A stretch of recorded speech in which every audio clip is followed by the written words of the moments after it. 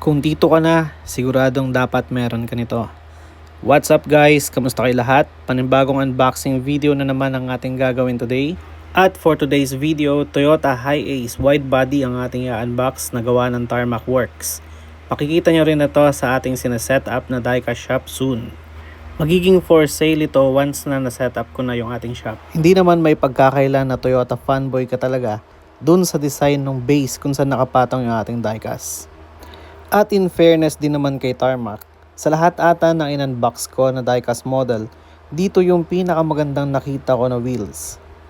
Lipat naman tayo sa front fascia. Ito yung kanyang acrylic headlight, malinis yung pagkakagawa, at may kasama pang plate number yung ating model. Meron ding Toyota badge na nakakabit sa front grille at meron ding rear mirror na makikita doon sa windshield. Try nating silipin yung steering wheel.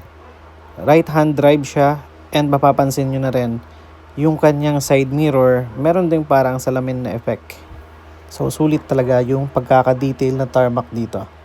Sa side profile magkaiba yung design ng left tsaka ng right part ng sasakyan pero pareho naman maganda yung pagkaka-design. So ito yung sa driver side, meron nakalagay na drive your teenage dreams. Dun sa kabilang side naman ay may napakalaking badge ng Toyota na pogi ang pagkakalapat doon sa mga bintana. Lipat naman tayo sa puwet, este sa rear nung sasakyan.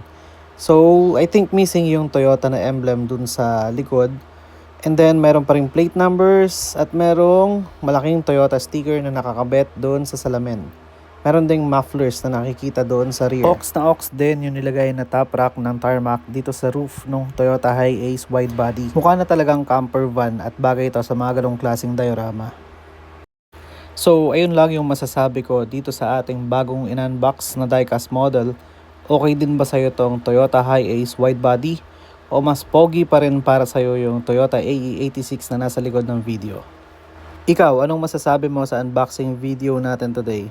Huwag kalimutang mag-subscribe at mag-like sa ating channel. Paki-like and share mo na rin sa iba. Maraming salamat, paalam!